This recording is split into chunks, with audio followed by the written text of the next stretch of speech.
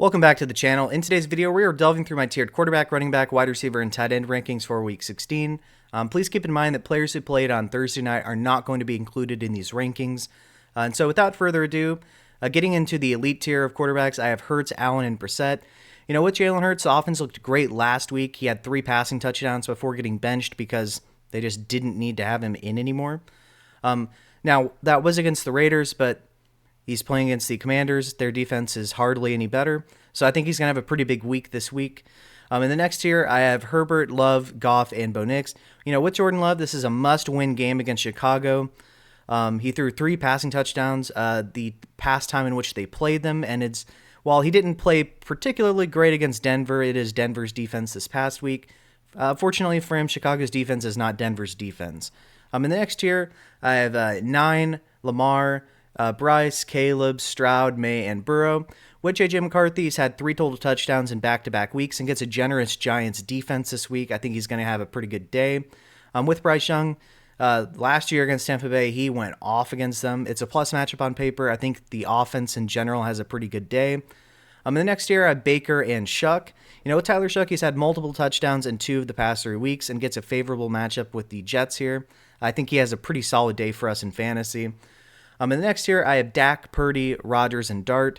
With Dak, I do think he's able to feed CD to a large degree, and Pickens, I think Pickens is probably a wide receiver 2 this week. But I do think, though, that while he's going to have some decent passing volume in total, I do think that he's going to have pressure, you know, in his face basically the entire game. And I do think he's going to be a little bit turnover prone this week. So I would try to avoid him if you have a better matchup this week and a better option. But you may just need to ride it out with Dak. In the next tier, I have T-Law, Mariota, and Minshew. You know, T-Law is coming off a 6-touchdown week, the best game of his career significantly.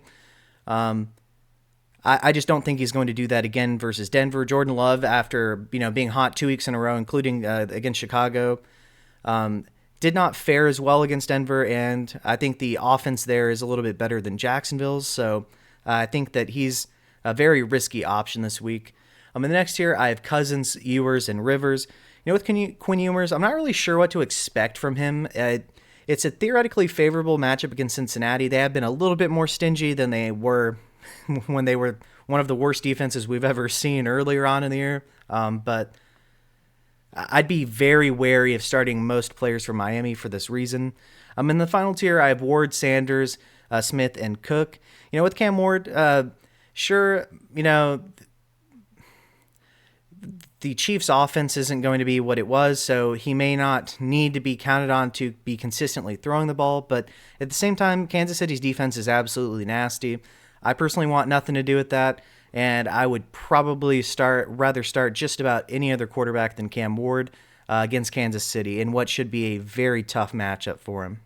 Moving on to my tiered running back rankings, in the elite tier, I have Bijan, McCaffrey, and Gibbs.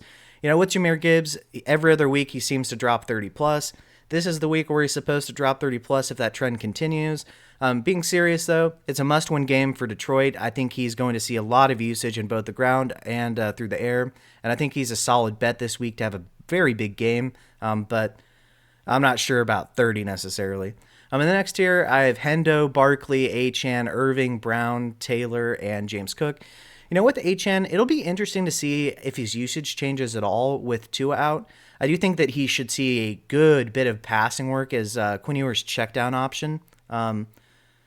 So I do think he's still going to be a high floor player, but we'll see about the offensive efficiency without Tua because, you know, as inconsistent at times and as low of a floor as the offense has had at times, it could always get worse.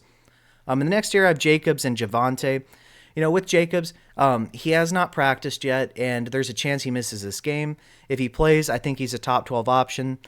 He has 80 or more yards and a touchdown in back-to-back games, including the last time in which he played Chicago. But if he does this in this game, I'm going to have obviously Emmanuel Wilson up in these rankings, and I'd probably have Wilson around 14 or 15. Moving on to the next tier, I have Harvey, Judkins, Etienne, Henry, Hampton, and Dowdle. With Quinshon Judkins, you know, he's a risky option, but he is facing off against Buffalo this week. They allow some of the highest yards per carry of any team in the league. He should be way more efficient than usual, but At the same time, he is very risky because the passing game can't really offer consistent support for him. So, a very risky option, but it's a great matchup, and I think he has explosive upside. Moving on to the next tier, we have Gainwell, Marks, Genty, Montgomery, Swift, and Hall. With Kenny G, he's seen ridiculous receiving usage in 5 of the past 7 weeks, and so he's offered a very good floor. I wouldn't be shocked particularly if he finishes as a top 12 option, as he's done so in 4 of the past 5 weeks. But I do think he struggles a lot on the ground this week against Detroit. Their run defense is nasty, and as a whole, they allow very little to running backs. So I don't think this is going to be one of those top 12 weeks, but it is within the realm of possibility because he's done so 4 of the past 5 weeks, to be fair to him. In the next tier, we have Tracy, Warren, and Carter. Carter's been a top 28 running backs in 3 of the past 4 weeks, and Bam Knight's out. So I do think that his floor and ceiling, or his floor is a little bit higher and his ceiling is a little bit higher as well, but I just don't think he's a remarkable talent, even in a plus matchup. In the next tier, I have Jones, Estime, Monangai, and Stevenson. With Monangai, he's a high upside option if you think that Chicago is going to establish the run early and keep a lead or keep themselves competitive throughout the game.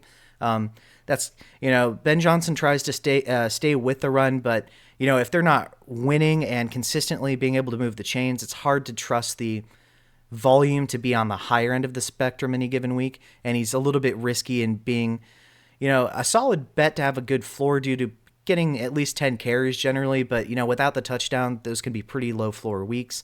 And then the final tier, I have Rodriguez, Vidal, Pollard, Algier, and Kareem Hunt. With Vidal, he's outsnapped Hampton, and since Hampton's return, I do think this is the week where Hampton starts to regain his lead role. And so I do think that's going to be at the expense of Vidal. If you disagree, you're probably going to have Amari and Hampton lower and Vidal higher, and that's fair. But I do think this is going to be the week where we get a little bit more of Amari and Hampton, and he starts to take over when we need him the most in the fantasy playoffs. And I want to give a special shout out to my Patreon members. Thank you to Big Hunt, SP, Mage Jack, Infamy MTG, AOYOB, The Dawn, and Any Buckeye.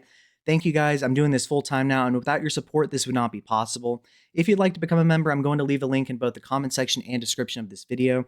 You'll receive not only, but including access to a Discord where we have a channel where we have NFL and college football talk, as well as a channel where we have fantasy football talk, and a third channel where we laugh at poor trade offers that we've been offered in fantasy football. But if you'd like to, you can always DM me with private, questions if you don't wish for it to be known by any community members. But you'll also get help with building your fantasy football teams every year. I'll use wins above replacement, as well as just looking at the general lineup and scoring settings to help you with your teams each year.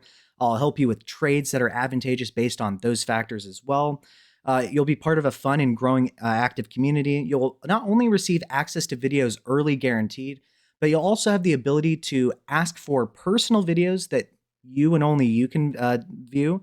Or potentially, if you'd like something to be shown on the channel, you'll have preferential treatment there as well. So please consider becoming a member. I'd really appreciate it. Let's get back to the video. Moving on to my tiered wide receiver rankings. In the elite tier, I have Nico, Amon-Ra, Chase, and Lamb. With Amon-Ra, I doubt he sees 40-plus points again this week, but at the same time, it's a must-win game, like I mentioned with Gibbs. I think they feed their stars, and he has a plus matchup. I think he's set to smash. In the next tier, I have Evans, Brown, London, and Moore. A couple players I want to mention in this tier. Mike Evans had over 120 yards in his return to action this past week. I think he's the distinct wide receiver one when he plays, and I think he has a solid game with a lot of volume. With Drake London, it's a middling matchup against Arizona, but I think he's going to return to action this week.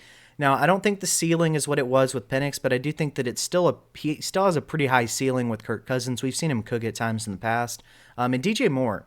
With Rome and Burden out, I think he sees a good amount of target volume, along with Colston Loveland, who I'll mention later. And I do think that he's going to have a pretty good game this week, and I think he's a good bet for a touchdown. In the next tier, I have McMillan, Olave, Sutton, and Williams. McMillan, like I mentioned with Bryce, I think that the offense in Carolina is going to cook this week. I think he has a big game, and I think he's a good bet for a touchdown.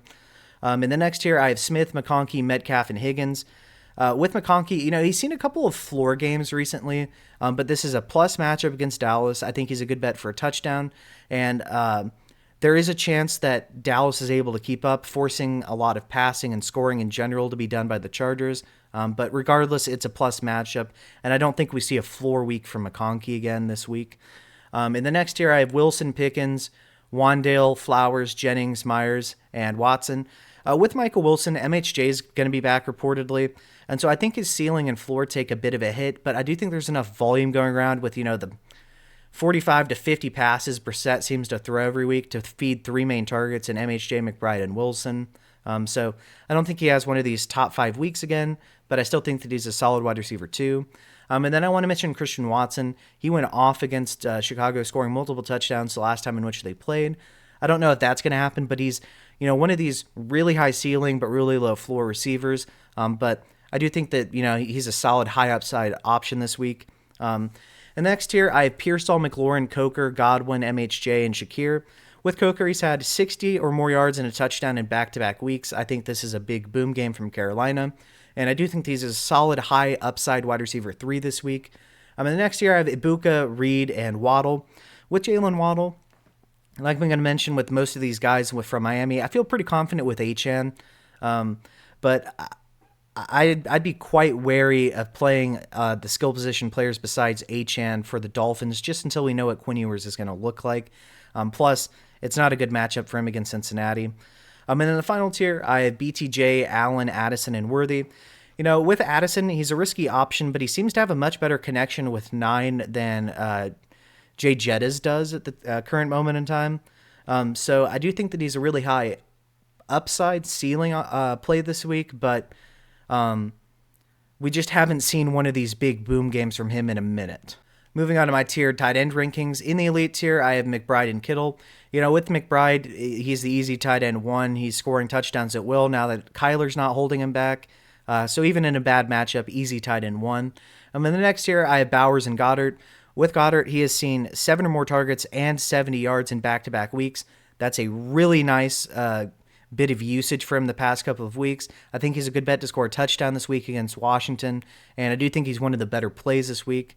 In the next tier, I have Loveland, Kincaid, Pitts, Fannin, and Schultz. 2 players I want to mention, Colson Loveland, in the absence of Rome Odunze and Luther Burden, I think he and DJ Moore are going to see a significant increase in targets and usage this week. And so even though it's a middling matchup against Green Bay, I think he's a high upside option this week. And with Kyle Pitts, we're going to see the return of Drake London. I think that's going to cut into some of the usage here. But really good player, in my opinion, just hasn't lived up to the generational tag that was given to him. And it is a plus matchup. I would just warn people to be a little bit to chill out if they think he's going to drop another 50 points this week. In the next tier, we have Theo, Jawan, and Hunter Henry. With Theo Johnson, he's had 70 or more yards in 3 of the past 5 games, and I think he has a solid chance of getting a touchdown this week against Minnesota. In the next tier, I have Ferguson, Kelsey, Strange, and Hawkinson. With Kelsey, it's going to be it's going to be tough, rather, to trust this Chiefs offense in the absence of Mahomes. But I do think that at the same time, with Rashee Rice out, he could see a heavy amount of check down usage against Tennessee. So, once again, I think the ceiling is reduced, but I do think he might have a good floor given the fact that Rice is also going to be out. In the next tier, I have Helm, Waller, Gadsden, Warren, and Washington. With Darren Waller, it's a great matchup, like I mentioned, but it's a great matchup for him. But like I mentioned earlier, with them replacing Tua with Ewers, hard to trust this offense as a whole. So high upside, but very risky floor option. With Tyler Warren, great matchup, but with Phillip Rivers at the helm, it's really tough to trust him as well. And then the final tier, I have Gesicki, Andrews, and Musgrave. With Gesicki, super risky option. There's basically no floor, but there's a really good ceiling with him. It's a plus matchup against Miami. I think if you're just trying to throw a dart and you're just screwed at tight end this week potentially, I do think Gesicki could be a high upside option for you. So where do you agree? Where do you disagree? Do you have any rankings questions? Let me know below in the comment section. If you would be so kind, I would really appreciate your support via Patreon. Thank you to my Patreon supporters. I'm doing this full time now, and without you guys, this wouldn't be possible. If you do not wish to or cannot afford to, if you could just like the video, subscribe to the channel, leave a comment below, I'd really appreciate it. Thanks, guys, and have a good day.